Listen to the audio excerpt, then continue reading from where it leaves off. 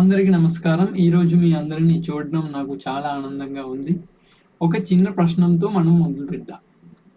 దేవుడు. దేవుడు మన రోజువారీ జీవితంలో ఎలా కనిపిస్తుందో ఎప్పుడైనా ఆలోచించారా? దేవుడు అంటే గొడ్.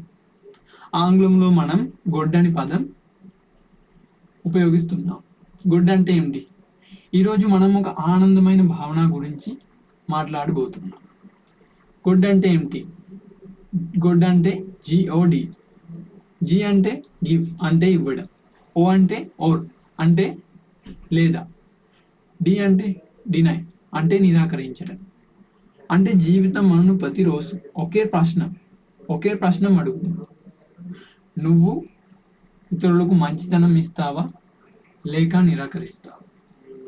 మనం ఒక ఉదాహరణ తీసుకుందాం. ఒక ఉదయంలో మీరు నడుస్తూ వెళ్తున్నారు. మార్గంలో ఒక మనిషి చూస్తారు. మీరు అతనికి చిరునవ్వు ఇస్తారు. అతను కూడా మీకు చిరునవ్వు ఇస్తారు.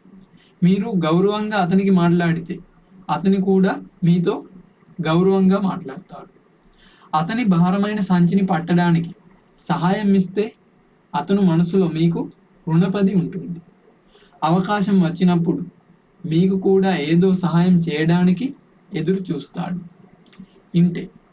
ఇదే దేవుడు మన ముందుకు వచ్చే ఒక రూపం.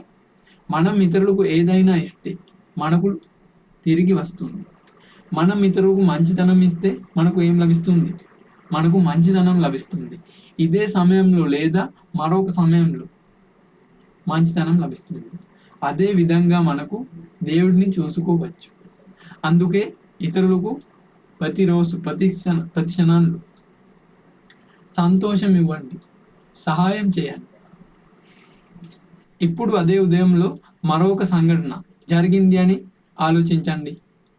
మీరు కోపం స్వభావంతో అతని ముఖం చూస్తే అతను కూడా మీ ముఖం కోపం స్వభావంతో చూస్తారు. మీరు అతనికి తిట్టితే అతను కూడా మీకు తిట్టారు. మీరు అతనికి కొట్టి పారిపోతే అతని దాన్ని ఎప్పటికీ మార్చిపోదు. ఏదో రోజు ప్రతీకారం తీర్చుకోవాలనుకున్నాడు. ఎందుకంటే నువ్వు ఏమి ఇచ్చావు అదే తిరిగి వస్తుంది. ఇదే కూడా దేవుడు మన ముందుకు వచ్చే ఒక రూపం.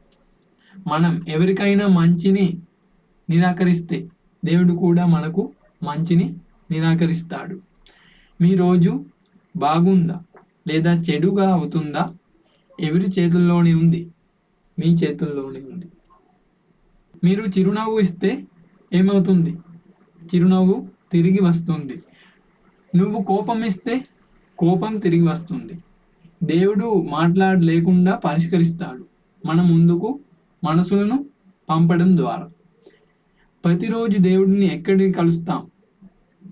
మనసులకు మంచి చేస్తూ. దేవుడు మన రోజువారీ ఎంపికల్లో ప్రత్యక్షమవుతాడు. మంచి ఇస్తే మంచి వస్తుంది, చెడు ఇస్తే చెడు వస్తుంది. ప్రేమతో నా ప్రియమైన స్నేహితులారా, ఈ సత్యాన్ని ఎప్పటికీ గుర్తుంచుకోండి. ఇతరులకు మీరు ఏమి ఇస్తే అదే మీకు తిరిగి వస్తుంది. ధన్యవాదాలు. మీ అందరినీ హృదయంలో సంతోషం నిండాలని కోరుకుంటున్నాను.